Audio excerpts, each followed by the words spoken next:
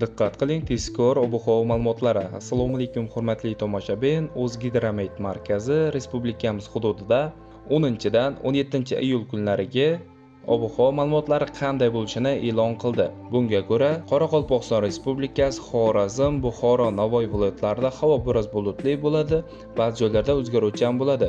Yog'ingarchiliklar kutilmaydi, faqatgina 13, 15 hamda 16-iyun kunlari ba'zi joylarda qisqa muddatli yomg'ir yog'ishi, momaqaldiroq bo'lishi kuzatiladi. Shamol sharqdan sekundiga 7-12 metr sekund tezlikda esadi. Ba'zi joylarda shamolning tezligi 13-18 metrgacha kuchayishi mumkin, chang-to'zonlar ko'tariladi. Haroratlar kechalari 10-11 kunlari 15-20 daraja, kunduz kunlari 30-35 daraja iliq bo'ladi. 12 hamda 17-iyul kunlari kechalari 17-22 daraja, kunduz kunlari 32-37 daraja iliq bo'lib turadi. Toshkent, Samarqand, Jizzax, Sirdaryo, Qashqadaryo hamda Surxondaryo viloyatlarida ham havo biroz bulutli bo'ladi. Yog'ingarchiliklar kutilmaydi, faqatgina 14-16-iyun kunlari ayrim joylarda qisqa muddatli yomg'ir yog'ishi kutilmoqda. Momaqaldiroq bo'lishi mumkin.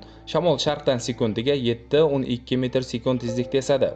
Haroratlar kechalari 18-23 daraja iliq, kunduz kunlari 32-37 daraja atrofida bo'ladi. Respublikamizning vodiy hududlarida, ya'ni Andijon, Farg'ona, Namangan viloyatlarida ham havo biroz bulutli bo'ladi. Ba'zi joylarda qisqa muddatli yomg'ir yog'ishi, momaqaldiroq bo'lishi kuzatiladi. Shamol sharqdan sekundiga 5-10 metr sekund tezlikda esadi. Haroratlar kechalari 17-22 daraja iliq, kunduz kunlari 28-33 darajadan 32-37 darajagacha o'zgaruvchan bo'lib turadi.